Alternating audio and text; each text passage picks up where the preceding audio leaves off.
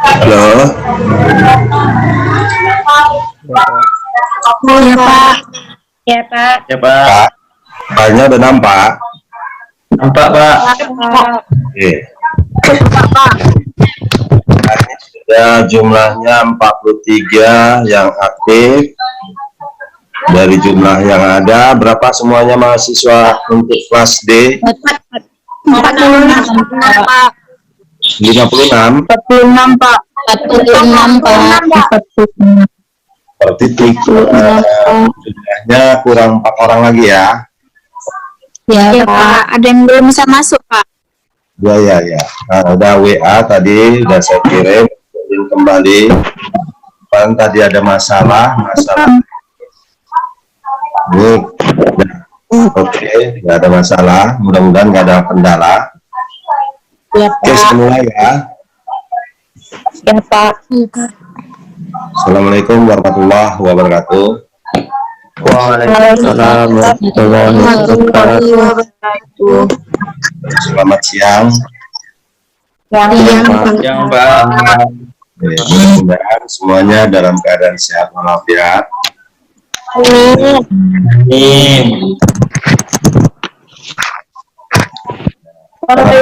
Di COVID kita memang tidak bisa maksimal. Iya Pak. Yang ya dalam kondisi COVID memang kita tidak bisa maksimal, banyak kendala, tapi ya harus kita maklumin ya. Ini memang kondisi yang tidak kita inginkan, yang kita dapatkan.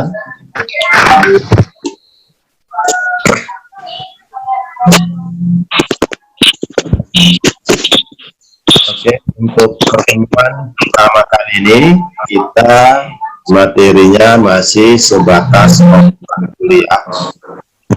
Nanti untuk file kontrak kuliahnya juga hanya di WA saya kirim, atau bisa dilihat di e-learning ya.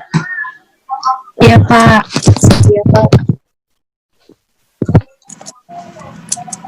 Nah, kita ini untuk bahas apa-apa yang kira-kira bakal kita pelajari pada materi kuliah kimia farmasi kuantitatif.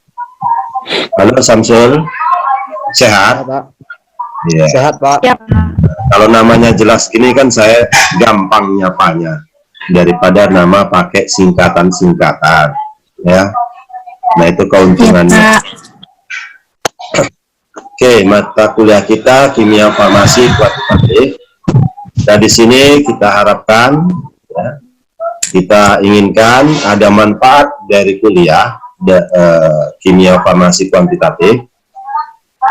Kimia farmasi kuantitatif ada yang dasar. Nah ini untuk yang lanjutan. Apa itu kira-kira kuantitatif? Ada yang tahu? Ada. Menghitung kadar suatu zat Pak. Suatu zat dalam sampel Pak. Yang cowok siapa namanya yang ngomong tadi? Wais Pak. Saza Wais. Yang cewek siapa? Astri mana Astri? Astri Gani. Ayo Pak. Diam aja Astri. Astri Cahyani ya? Iya Pak. Diam aja. Orang ditanya kok mau dicatat. Oke, pokoknya siapa yang komentar jawaban yang bagus diberikan reward ya, diberikan reward. Jadi jangan aja gitu ditanya ya oke dijawab. Nanti tiba-tiba saya tanya untuk yang lain ya. Makanya saya perlu namanya biar saya bisa menyapa langsung. Oke. Ya Pak. Ya, sekarang nah kita harapkan kuliah di kimia farmasi kuantitatif ini meliputi konsep analisis sediaan farmasi dalam penelitian, dalam dunia kerja, berhubungan dengan bidang kita. Apakah bidang kita memang di sains farmasinya atau di teknologinya maupun di quality controlnya ya. Nah kalau di sainsnya itu berarti kita sebagai pengembang untuk pengetahuan. Kalau di teknologinya berarti di lapangan, di dunia kerja, seperti di industri. Bagiannya ada bagian produksi, ada bagian quality control, atau di bidang pengembangan produk, ya, development. Jadi ada produksi, ada quality control, ada pengembangan. Oke. Nah, jadi ini fokusnya di bidang quality control atau di bidang pengembangan produk kalau di industri.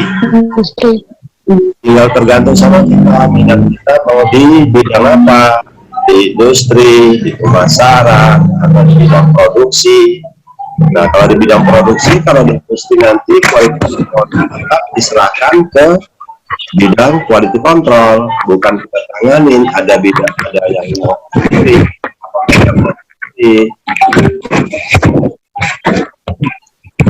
nah, itu yang kita harapkan ya, minimal saat Anda skripsi, saat kalian skripsi, ada yang berani mengambil bidang analisa kuantum.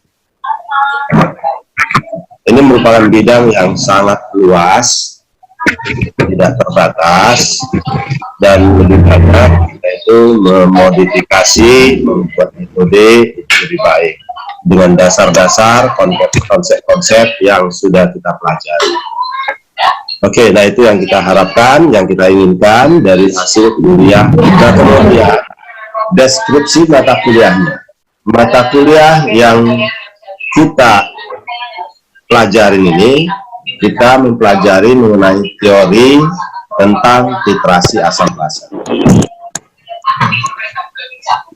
Oke, ini ketepatan rumah saya, rumah belajar, jadi ketepatan semuanya online ya, jadi suaranya itu suara orang ngomong melalui Zoom semua. Oke, mata kuliahnya ini titrasi asam basa, itu yang pertama. Dia Andrini, apa itu asam? Dia Andrini, apa itu asam? Ya, Alfred, apa itu asam? Sari Akidatul, apa itu asam? Ayo, atau yang lain yang tahu apa itu asam? Asam adalah molekul atau ion yang dapat menghasilkan yang dapat memberikan ikatan kovalen dengan pasangan elektron. Membentuk ikatan kovalen dengan pasangan elektron. Coba salah satu mewakilin, ayo. Tadi yang ngomong salah satu mewakilin. Apa itu asam? Asam adalah molekul atau ion yang dapat ayo, cari akib betul. Coba. Asam adalah molekul atau ion yang dapat membersihkan proton atau alternatifnya dapat membentuk ikatan kovalen dengan pasangan elektron. Oh ya, ada yang lain? Sama Pak. Ada yang lain? Sama Pak. Senyawa yang dilarutkan di dalam air melepas ion H positif, Pak. Lia Agustina ya? Iya, Pak. Oke. Tia Andriani, coba. Ada yang lain? Pak. Ya, apa itu asam? Konsentrasi asam sekali untuk larutan asam lemak gantung. Ya, oke ya. Asam adalah senyawa yang bisa melepaskan proton atau ion positif dalam larutan, yaitu asam. Itu menurut si Arrhenius. Nanti dibuka lagi ya. Ya, Pak. Nah, kalau menurut Bronsted-Lowry, asam adalah senyawa yang bisa memberikan proton. Itu kalau Bronsted-Lowry. Kalau tadi ion positif. Kalau Bronsted-Lowry melepaskan proton. Oke. Nah, gimana kalau Lewis? Lewis adalah senyawa yang bisa menerima pasangan elektron bebas, yaitu kalau nanti asam. Oke. Samsul Azhar. Apa itu basa? Samsul.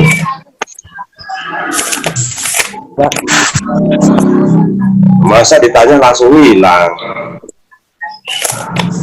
Samsul. Apa itu asam? Asam. Jeruk. Ya. Basa adalah senyawa kimia yang menyerap ion hidronium ketika dilarutkan dalam air. Apa itu? Di Agustina berpiring, Pak. Nah, Samsulnya gimana Samsul? Agustina rupanya. Kemudian yang berikutnya, titrasinya titrasi dari redok. Kalau redok berarti ada reaksi reduksi atau reaksi oksidasi. Alvina Hairani, apa itu redok? Ya, apa itu redok? Alvina.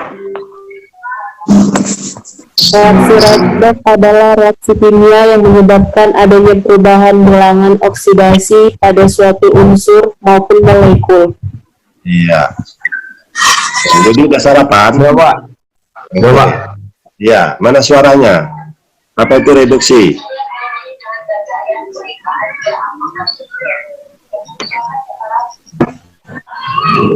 Astri Cahyani.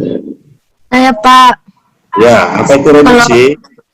kalau reduksi itu penambahan elektron Pak. Kalau oksidasi kebalikannya Pak, pengurangan elektron, pelepasan elektron Pak. Kalau reduksi penambahan elektron, kalau oksidasi pengurangan elektron. Pelepasan elektron Pak. Oke. Nah, yang lain selain dari pernyataan bahwa oksidasi dan reduksi dilihat dari elektronnya, ada yang lain? Reaksi reduksi dan oksidasi dilihat dari bilangan oksidasinya. Lydia Naomi Lubis.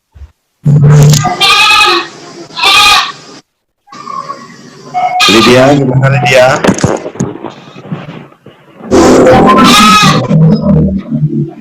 Kambingnya diikat dulu itu kambingnya. Kandang. Ikat dulu kambingnya, masukkan kandang.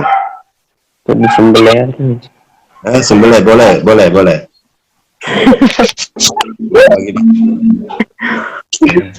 Muhammad Azhar, apa itu oksidasi kalau dilihat dari bilog? Ansar. Ya, Muhammad Ansor. Ya, kalau reduksi penurunan bilog. Kalau oksidasi apa? Peningkatan. Iya, bilognya naik itu oksidasi, bilognya turun itu reduksi. Silakan dibaca-baca lagi, silakan diulang-ulangin. Penyetaraan redoknya juga diulangin. Itu sudah ada materinya di SMA, di kimia dasar, dan di kimia farmasi kuantita dasar. Nah, berikut titrasi pengendapan. Menggunakan reaksinya dari perak nitrat AgNO3. Nikasari, mana Nikasari nih? Mungkinnya nggak nampak.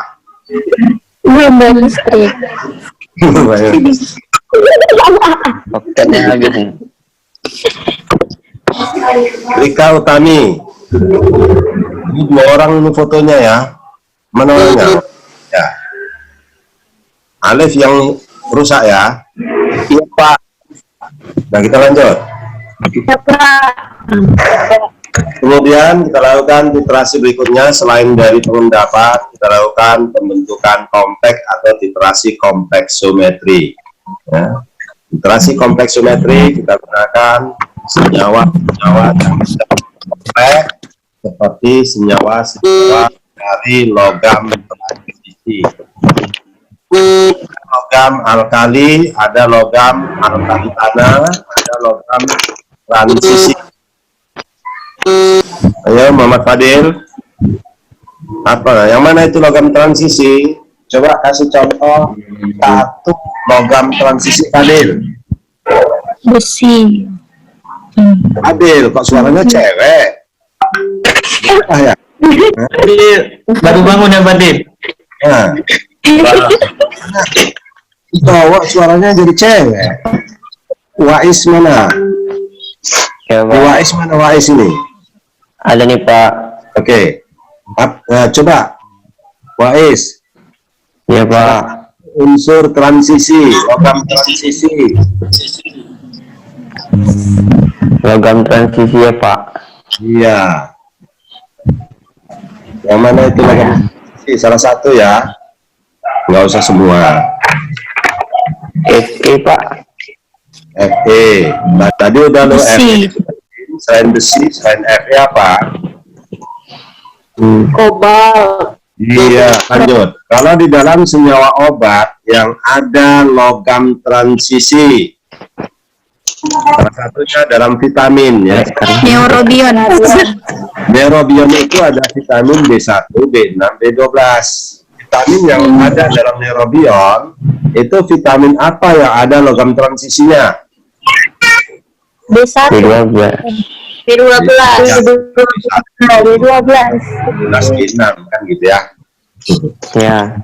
Yang tiga ya, B1, B6, B12 ya. B1. Yang mana? B1 apa? Coba dilihat dari nama. Namanya apa B1? Sianin, Pak. Sianin. Cyanocobalamin. B12. B12, Pak. B12, Pak. Ada kobal di sana, ada CO, unsur transisi. Berarti bisa kita tentukan titrasinya menggunakan konsep kompleks simetri. Kompleks simetri. Lihat senyawanya, komponennya itu apa, baru bisa kita gunakan metodenya, metode yang sesuai. Apakah titrasi asam basa, redox, atau pengendapan, atau kompleks simetri. Nah, gimana kalau kita gunakan redox? Menggunakan redox adalah senyawa-senyawa obat yang bisa mengalami reaksi reduksi dan oksidasi. Nah, kalau gunakan perak nitrat, berarti yang bisa mengalami reaksi pengendapan dengan perak nitrat atau AgNO3. Oke, senyawa apa yang mengendap dengan perak nitrat? Intan Sari. Ayo. Intan Sari, mana orangnya ini? Iya, Pak. Yang bisa mengendap dengan perak nitrat apa itu? Ion Cl ya, Pak. Cl. Siapa yang ngomong tadi itu?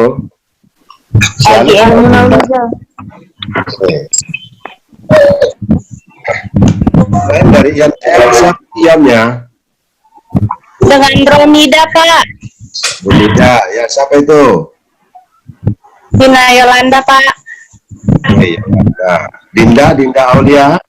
Dengan apa lagi? Dika Arliana. Ion lain dari ion klorida, ion bromida, apa lagi? Ion iodida atau golongan 7A. Golongan 7A biasa disebut dengan golongan apa itu? Halogen.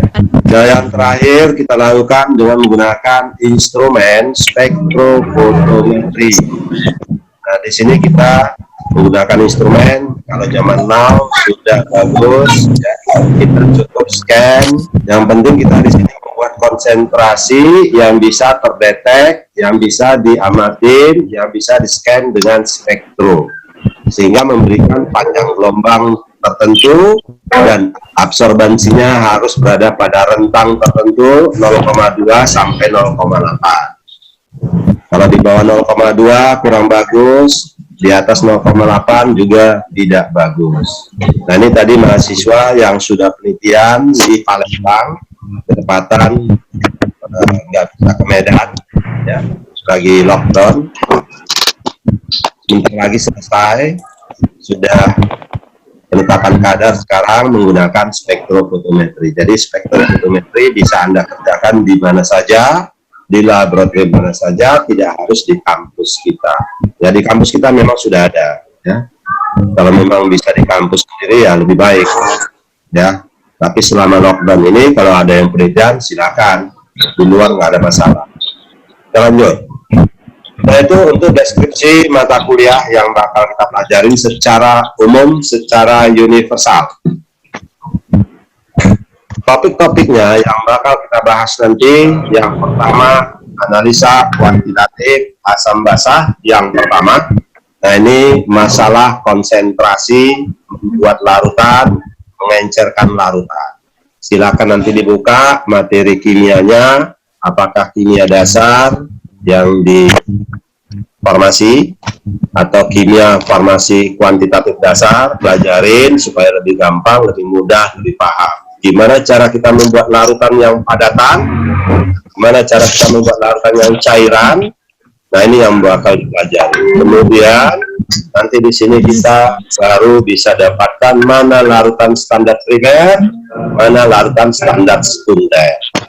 Baik itu redox, asam basa, ataupun flexometri.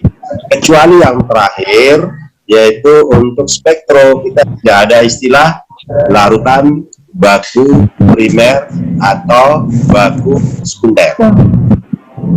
Oke. Ada istilah larutan baku primer, larutan baku sekunder. Mintari halawa, jauh-jauh kamu dari Nias. Ya. Apa itu larutan baku primer? Janilah. Mintari. Iya, Pak. Ya, apa itu larutan baku primer?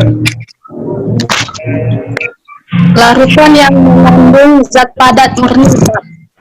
Iya, selain murni zat padatnya apa lagi? Larutan yang telah diketahui secara tepat konsistensinya melalui metode gravimetri. Lagi? Ada lagi? Astri? Halo? Saya Pak, suatu Ya. larutan yang telah diketahui secara tepat konsentrasinya melalui metode gravimetri, Pak. Jadi tadi itu udah mencakup pertama definisi dari larutan, itu tadi disebutkan, disampaikan. Tadi itu menyampaikan secara umum untuk syarat dari larutan baku primer ya. Larutan baku primer yang pertama itu harus apa? Tidak higroskopis, kemurniannya tinggi, ya. Bisa langsung digunakan. Kemudian ada larutan baku sekunder. Moren, Natalia Sitorus. Iya, Pak. Nah, apa itu larutan baku sekunder? Larutan yang mengandung suatu zat yang konsentrasinya tidak dapat diketahui dengan tepat karena berasal dari zat yang tidak pernah murni. Oke, mantap, Maden. Sempurna. Nah, kita lanjut. Nah, itu kalau nanti kita dapatkan, kita gunakan untuk menetapkan kadar. Jadi, konsep-konsep dasar, analisa kuantitatif dasar, silakan diulangin, silakan diingat, supaya nanti lebih mudah, lebih gampang. Nah, kita lanjut yang berikutnya. Tentunya yang berikutnya Anda tahu, kita berharap apa target kuliah yang kita laksanakan hari ini, arahnya kemana itu tergantung dari standar kompetensi, standar yang kita inginkan. Ya standarnya bisa lebih dari apa yang saya tampilkan ini kalau memang kalian itu mampu, kalian itu bisa mengembangkan, kalian itu bisa mengaplikasikan. Tapi kalau tidak, bisa jadi kurang dari apa yang saya tampilkan. Ya, ada yang menanyakan? Ya, Pak. Kak? Ada, Pak. Nggak ada. Mau berempat ya. Nah, kita lanjut. Nah, yang paling penting pertama kita bisa membuat larutan baik itu menggunakan konvensional ataupun menggunakan alat seperti itu pertama ya. Kita bisa membuat larutan dengan konsentrasi yang kita inginkan, yang sesuai dengan alat yang kita gunakan. Karena setiap alat yang kita gunakan, sensitivitasnya itu beda-beda, tidak sama. Ada yang sensitif, ada yang kurang sensitif. Nah, itu untuk tahap yang pertama, yang paling penting kita melakukan analisis kuantum. Kemudian yang kedua, kita bisa tahu, kita bisa memilih indikator yang digunakan dari masing-masing metode. Kecuali yang terakhir, spektrofotometri. Kita tidak butuh indikator. Ya. Karena alat sudah digunakan, alat sudah memakai metode yang lebih spesifik dengan panjang gelombangnya kita bisa deteksi untuk senyawa yang bersangkutan. Dan kemudian yang berikutnya kita paham, kita tahu reaksi. Selain kita tahu reaksinya, kita bisa membuat reaksi yang setara. Apa itu reaksi setara? Jumlah atom di kiri reaksi sama dengan jumlah atom di kanan reaksi. Atomnya. Kemudian secara umum dari mulai yang pertama sampai yang kedua, yang ke-11 ada istilah yang kita nyatakan dengan titik ekivalensi dan titik akhir titrasi. Oke, titik ekivalensi Ukuran sama dengan jumlah zat yang akan diidentifikasi. Coba ulangi. Saat jumlah titran sama dengan jumlah zat yang akan diidentifikasi. Identifikasi, yang diidentifikasi atau yang ditentukan kadarnya? Tentukan kadarnya, Pak. Ya. Menentukan kadarnya.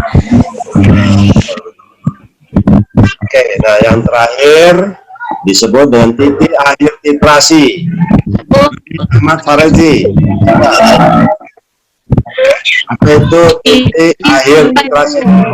Titik akhir titrasi adalah titik pada saat pH reaktan hampir mencapai 7 dan biasanya ketika larutan berubah warna menjadi merah muda karena adanya indikator pH fenolftalin. Nanti asam basa. Fenolftalin. Coba secara umum dibuat kalimatnya, selain dari asam basa, ada redox, ada argentometri, ada kompleksometri. Titik akhir titrasi adalah titik akhir titik di mana terjadi perubahan warna indikator.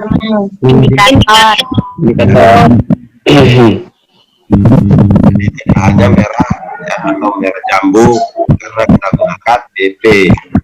Ada yang lain, ada BTB, dimol blue, ada metil orange, MO, ada yang lain. Ya. Oke, nah itu secara umum dari standar kompetensi yang kita inginkan supaya nanti kita bisa melihat mendapatkan hasil titrasi yang baik atau hasil dari pembelajaran, hasil belajar yang baik. Maka ini minimal yang harus kita capai untuk hasil dari pembelajaran. Nah, kemudian yang berikutnya, yang ke-6, ini terkait dengan aturan. Saya kira ini nggak asing lagi. Di samping dari mahasiswa juga kita ada aturan sebagai dosen dalam memberikan pembelajaran. Pembelajaran diberikan 15 kali selama 1 semester, terdiri dari 2 ujian tengah semester dan ujian akhir semester. Jadi materi selain dari kontrak kuliah, berarti ada 13 pertemuan itu dalam bentuk materi total. Ya. Baik itu dari titrasi asam basa sampai di spektrometri. Kemudian berikutnya masalah penilaian. Penilaian ini tidak ada perubahan. Ada A, plus, dan seterusnya. Nah, ini semuanya tergantung dari aktivitas kalian semua. Kalau aktivitasnya memang bagus, Anda belajar, itu pasti bisa. Tapi kalau nggak belajar, ya Kemungkinan bisa, kemungkinan tidak. Kenapa bisa? Karena basicnya sudah. Kenapa nggak bisa? Karena basicnya tidak ada dan tidak belajar. Oke. Nah, kemudian yang berikutnya untuk penilaian masalah tes yang dilakukan. Tahapannya pertama ada tugas terstruktur. Tugas terstruktur ini TT, tugas terstruktur itu adalah tugas kelompok. Tugas kelompok 10% nilainya. Nah, kemudian TM ini adalah tugas mandiri. Tugas mandiri itu adalah tugas yang dikerjakan masing-masing. Nilainya lebih tinggi, 20%. Jadi kalau kita memang tidak aktif, ya nilainya berarti berkurang dari. Nah, gitu juga untuk UTS dan UAS, jadi proporsinya sudah diatur, maka kalau nanti kita jumlahkan ini totalnya 100%. Ya. Ini kalau maksimal, pasti ada rentang, mendapatkan nilai A, B, ke yang lain. Gimana cara menilai, cara melihat untuk tugas terstruktur, kriteria dari tugas terstruktur? Nah, ini ada beberapa grade, ya, ada beberapa grade, ada beberapa peringkat. Kalau masuk peringkat pertama itu artinya nilainya sebesar minimal 80, maksimalnya 100. Kenapa bisa dapat 80 sampai 100? Yang pertama, kita lihat nih, mampu mengembangkan pengalaman belajar melalui tugas kelompok. Jadi, pengalaman yang kalian dapatkan selama pendidikan, mampu untuk mengembangkannya. Kemudian materi dari sumber yang akurat, sumber yang dipercaya, jurnalnya dipercaya, bukan dari sumber yang tulisannya tulisan bebas. Apa yang nulis, di mana ditulis, nggak jelas, ya. Itu kalau nanti dikatakan akurat. Yang mana akurat? Kalau dia jurnal terindeks, terakreditasi, terdetek, nanti di jurnalnya itu di kolom di bagian websitenya ada tertulis Sinta 1, Sinta 2, Sinta 3 dan terakreditasi selama 5 tahun, ya. Jadi jurnalnya itu 5 tahun punya waktu akreditasinya. Buat dari situ berarti tidak sah jurnal tersebut. Bahkan untuk grade yang pertama. Tapi itu menguasai materi yang dibahas. Nah, kalau misalnya mampu mengembangkan, jurnalnya akurat, terpercaya, ada ringkasan, tapi tidak menguasai materi. Bahasnya tentang bahasa, tapi contoh jurnalnya yang dibahas itu redok. Ini berarti tidak menguasai materi. Anda waktu sampaikan materi ternyata tidak bisa memberikan informasi yang cukup baik. Nah, itu artinya tidak menguasai materi. Berarti nilainya 70 sampai 79. Nah, 70 sampai 79 itu sudah dapat nilai B atau B+. Ya, kita berharap yang maksimal. Nah, masuk di grade ketiga, apa kekurangannya di grade ketiga? Tidak ada ringkasan dari tugas tersebut dan tidak menguasai materi. Kalaupun itu dalam bentuk lembar kerja, tugas lembar kerja, dari tugas lembar kerja tadi tidak ada pembahasan. Pembahasannya kurang, ringkasannya tidak ada, berarti masuk di grade 3. Nah, kalau untuk yang grade 1 berarti pembahasannya ada, ringkasannya ada, dan pembahasan yang berhubungan dengan materi cukup dalam, cukup baik. Nah, itu berarti sudah masuk grade 1. Itu kalau dalam bentuk lembar kerja, dalam bentuk tulisan yang dilaporkan. Tadi yang awal saya ceritakan itu kalau dalam bentuk seminar atau dalam bentuk persentase, ya, dalam bentuk persentase. Nah, kemudian yang berikutnya, indikator penilaian dari tugas mandiri. Kalau tugas mandiri ini Yang pertama, grade pertama, tugas mandiri itu lebih cenderung kita menganalisis jurnal-jurnal yang ada.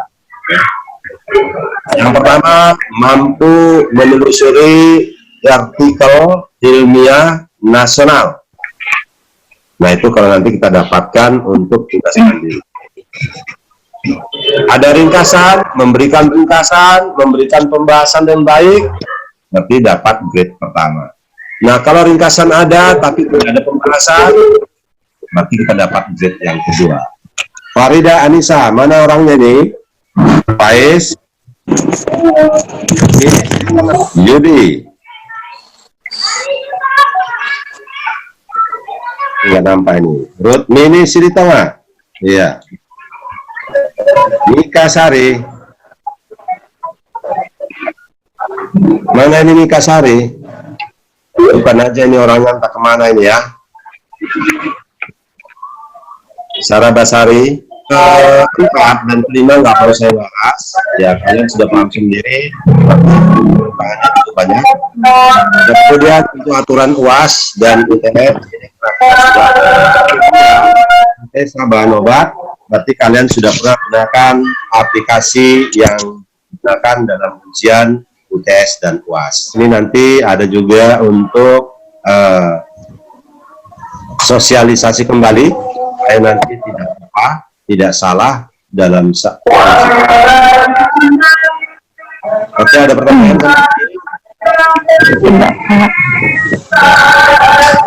Ya, sebenarnya waktunya sudah habis. Saya kira sudah selesai. Terima kasih atas perhatiannya dan Waalaikumsalam.